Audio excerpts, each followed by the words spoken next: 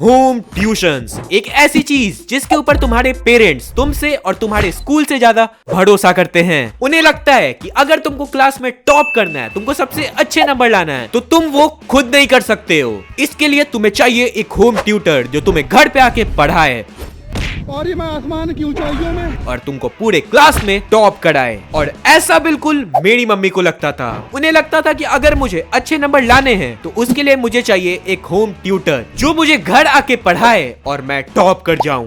But you know कि मेरी किस्मत इतनी तो अच्छी नहीं है कि मैं टॉप ही कर लूं। लेकिन ये न्यू होम ट्यूटर के कारण मेरी जिंदगी की जो लगती है, आओ बताता हूँ इस स्टोरी में। सो ये बात है जब मैं क्लास 7 में था और क्लास 7 में मेरे नंबर बहुत ही कम आ रहे थे और उसी टाइम मेरी मम्मी को मेरी क्लास टीचर बोलती है कि आप इसको एक होम ट्यूटर लगवा दो तभी इसके नंबर उठेंगे। और मम्मी को ये बात बिल्कुल सही लगता है कि हाँ, अगर इसको टॉप करवाना है तो होम ट्यूटर तो लगवाना ही पड़ेगा। और इधर मैं मन में बोल रहा हूँ नहीं नहीं नहीं, होम ट्यूटर तो बिल्कुल नहीं चाहिए, अब उसके कारण मैं खेल भी नहीं पाऊंगा। लेकिन मम्मी तो भाई मम्मी है, उन्होंने होम ट्यूटर लगवा दिया। तो पहले दिन जब वो सर आते हैं और वो मुझे देखते हैं एंड सीधे मम्मी को बोलते हैं आप चिंता नहीं करिए, इसी को पढ़ाना है ना, मैं इसको ऐसा पढ़ाऊंगा कि ये पूरे क्लास में नहीं पूरे के पूरे स्कूल में टॉप करेगा। और मैं इधर सोच रहा हूँ क्या मैं नर्सरी वाले बच्चों से भी ज्यादा मार्क्स ले आऊंगा। और फिर सर मुझे पढ़ाने बैठते हैं। तो उन्हें इस वीडियो के लिए हम लोग बुलाएंगे राहुल सर। फिर जब मम्मी हम दोनों को उस रूम में अकेला छोड़ के बाहर चली गई तो मैं सर से पूछता हूँ सर क्या आप मेरे को सही में टॉप करवा देंगे। सर मुझे देखते हैं एंड बोलते हैं बेटा देखो, मेरा इस फील्ड में 20 साल का तजुर्बा है एंड मैं तुम्हें ऐसा पढ़ाऊंगा कि तुम इतना अच्छा टॉप करोगे कि तुम्हारे अगल बगल कोई आएगा ही नहीं। मैं तुम्हारे मैथ्स में 100 में 100 लगवा दूंगा। लिटरली 100 में 100। सर इतने ज्यादा कॉन्फिडेंट थे कि मुझे लग रहा था मेरे बदले पेपर वही लिखने वाले हैं, क्योंकि मैं भाई कभी मैथ्स में 80 के ऊपर तो ला नहीं पाया। ये 100 कहाँ सोच रहे हैं भाई, 100 तो मेरे क्लास के टॉपर्स भी नहीं ला पाते हैं। और उन्होंने उसके बाद मेरे को पढ़ाना स्टार्ट किया और ऐसे ही देखते देखते 4 से 5 दिन बीत गए। मेरे को स्टार्टिंग के 4-5 दिन तो लग रहा था कि भाई अब तो मेरे से अच्छा कोई रहेगा ही नहीं मैथ्स में, अब तो मैं सीधे जाऊंगा फॉरेन और वहां बनाऊंगा खुद के थ्योरम्स और फिर सारे बच्चों को मेरे बुक से पढ़ाएंगे ये लोग। नहीं तुम ही सोचो तुम्हें कितना मजा आएगा कि तुम पढ़ोगे अपने favourite mathematician the great hertz के बुक से।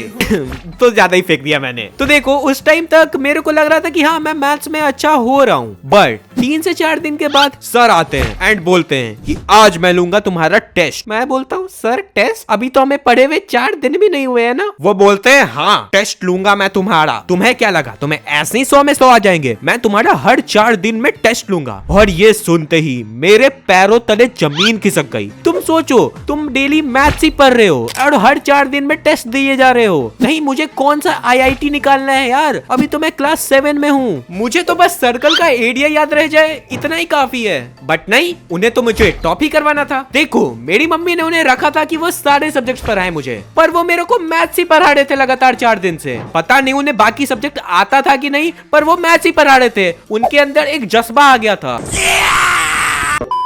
कि वो मेरे को मैथ्स में 100 में 100 ही लाके दिखवा देंगे। मेरी जिंदगी की तो लग गई थी, मैं सुबह उठूं तो मैथ्स पढूं क्योंकि वो टेस्ट लेंगे, मैं रात में सोने जाऊं तो मुझे याद आएगा अरे शिट ये तो मेरे से कल फिर से टेस्ट लेने वाले हैं, मेरे को मैथ्स ही पढ़ना पड़ेगा। बाकी सब्जेक्ट तो गया तेल लेने, मैं यहाँ पे बस मैथ्स ही पढ़ रहा हूँ। और फिर मैथ्स पढ़ते पढ़ते मेरा एग्जाम आ गया। फिर मैं सर को बोलता हूँ सर 1 हफ्ते बाद मेरा एग्जाम है एंड आप मेरे को बस मैथ्स ही पढ़ाए जा रहे हो, बाकी सब्जेक्ट का क्या। वो बोलते हैं अरे बाकी सब्जेक्ट तो बहुत ईजी है, ये SST वेसेस्टी को मैं तो गिनता ही नहीं हूँ सब्जेक्ट में, ये तो 1 दिन पहले पढ़ा दूंगा तुमको, उसमें भी आ जाएगा 100, तुम चिंता काहे को कर रहे हो। और इधर मैं डरा जा रहा हूँ क्योंकि भाई ये मेरा 7th का फाइनल एग्जाम है और इसमें अगर मेरे नंबर कम आए तो भाई मेरे को 8 में ये लोग डालेंगे नहीं स्कूल वाले, और मेरे को लिटरल 7 दोबारा तो नहीं पढ़ना है यार। उसके बाद मैं पूरा ही स्ट्रेस में चला जाता हूँ एंड अपनी मम्मी के पास जाता हूँ और उन्हें ये पूरी बात बताता हूँ। फिर मम्मी बोलती है अरे ऐसा कैसे होगा, बस तुम मैथ्स पढ़ के टॉप कैसे करोगे, रुको रुको कल आके मैं बात करती हूँ सर से। और जब कल मम्मी सर के पास आई और उन्हें ये पूरी बात बोली तो सर बोलते हैं अरे आप भी काहे को चिंता कर रहे हो, मैं मैथ्स ही ऐसा पढ़ा दूंगा कि बाकी सब्जेक्ट निकल जाएगा। और मैं उन्हें देख रहा हूँ हैं मैथ पढ़ा के अब बाकी सब्जेक्ट कैसे निकालोगे? अगर साइंस में पूछेगा व्हाट इज फोटोसिंथेसिस, तब मैं थोड़ी ना वहाँ पे सर्कल का थ्योरम लिख के आऊंगा। क्या टीचर है भाई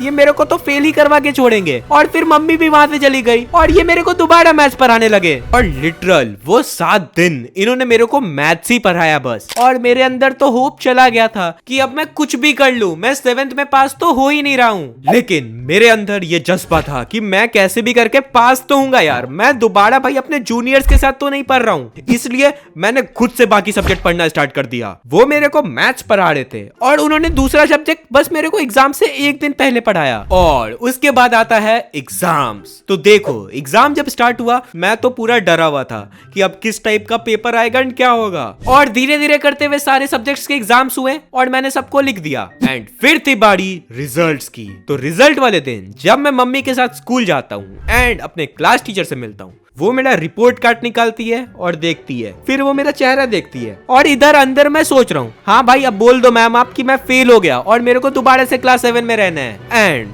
फिर वो मेरी मम्मी को देखती है एंड बोलती है, लगता है होम ट्यूटर ने बहुत अच्छे से पढ़ा दिया है, इसका तो सारे सब्जेक्ट में इंप्रूवमेंट हुआ है।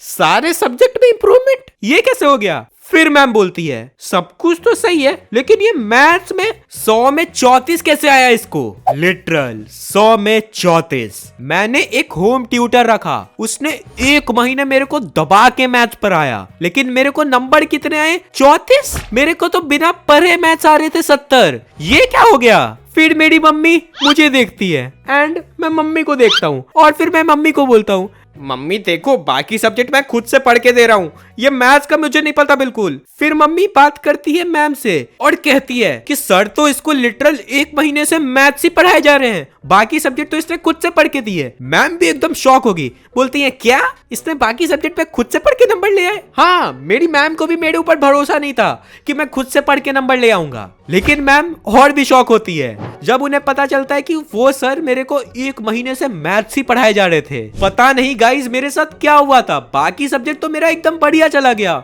और मैथ्स इतना घटिया, और उल्टा मैं 1 महीने से मैथ्स ही पढ़ रहा था। पता नहीं क्या हुआ था उस टाइम। उसके बाद मम्मी ने सर को आने के लिए मना कर दिया और मैं तब से मैथ्स खुद से ही पढ़ रहा हूँ। सो गाइस, कैसा लगा आप लोगों को ये वीडियो बताओ कमेंट सेक्शन में। अगर आपको ये वीडियो पसंद आया तो लाइक कर देना, नहीं पसंद आया तो डिसलाइक भी कर सकते हो। और हाँ, अगर आपने भी कभी ऐसा होम ट्यूटर रखा है एंड उसके बाद आपके नंबर कम हो गए तो मेरे को वो स्टोरी बताओ कमेंट सेक्शन में। तो मैं मिलता हूँ आप लोगों से एक और नई वीडियो में, तब तक के लिए bye bye and take care. School की इन यादों में छुपी है कहानियाँ, हंसी मजाक और शरारत भरी निशानियाँ।